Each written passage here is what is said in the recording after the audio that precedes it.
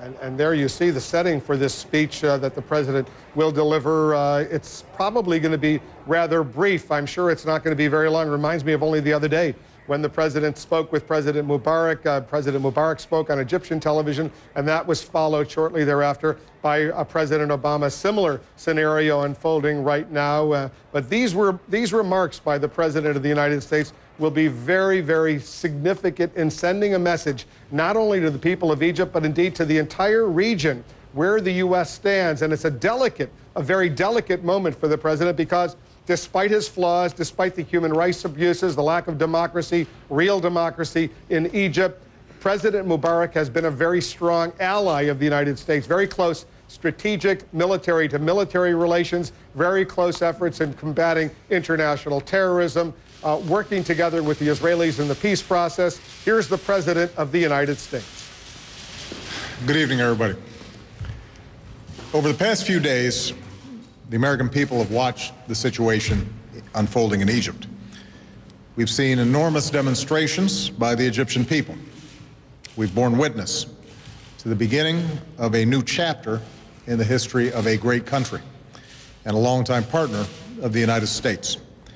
And my administration's been in close contact with our Egyptian counterparts and a broad range of the Egyptian people, as well as others across the region and across the globe. And throughout this period, we've stood for a set of core principles. First, we oppose violence. And I want to commend the Egyptian military for the professionalism and patriotism that it has shown thus far in allowing peaceful protests while protecting the Egyptian people. We've seen tanks covered with banners and soldiers and protesters embracing in the streets. And going forward, I urge the military to continue its efforts to help ensure that this time of change is peaceful. Second, we stand for universal values, including the rights of the Egyptian people to freedom of assembly, freedom of speech, and the freedom to access information. Once more, we've seen the incredible potential for technology to empower citizens and the dignity of those who stand up for a better future. And going forward, the United States will continue to stand up for democracy and the universal rights that all human beings deserve in Egypt and around the world. Third, we have spoken out on behalf of the need for change. After his speech tonight, I spoke directly to President Mubarak. He recognizes that the status quo is not sustainable and that a change must take place. Indeed, all of us who are privileged to serve in positions of political power do so at the will of our people. Through thousands of years, Egypt has known many moments of transformation. The voices of the Egyptian people tell us that this is one of those moments. This is one of those times. Now, it is not the role of any other country to determine Egypt's leaders. Only the Egyptian people can do that. What is clear, and what I indicated tonight to President Mubarak, is my belief that an orderly transition must be meaningful, it must be peaceful, and it must begin now. Furthermore, the process must include a broad spectrum of Egyptian voices and opposition parties.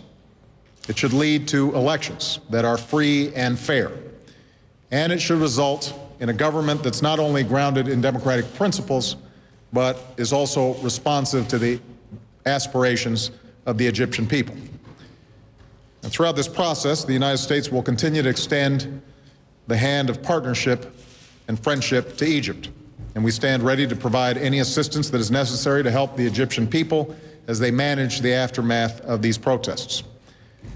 Over the last few days, the passion and the dignity that has been demonstrated by the people of Egypt has been an inspiration to people around the world, including here in the United States, and to all those who believe in the inevitability of human freedom. To the people of Egypt, particularly the young people of Egypt, I want to be clear. We hear your voices. I have an unyielding belief that you will determine your own destiny and seize the promise of a better future for your children and your grandchildren. And I say that as someone who is committed to a partnership between the United States and Egypt. There will be difficult days ahead. Many questions about Egypt's future remain unanswered. But I am confident that the people of Egypt will find those answers. That truth can be seen in the sense of community in the streets. It can be seen in the mothers and fathers embracing soldiers. And it can be seen in the Egyptians who linked arms to protect the National Museum. A new generation protecting the treasures of antiquity. A human chain connecting a great and ancient civilization to the promise of a new day. Thank you very much. Please now to begin the transition, sir. All right, so there he is, the President of the United States. He only spoke for about 4.5 minutes, but very, very powerful words calling for an orderly transition that is meaningful and peaceful and beginning now in Egypt.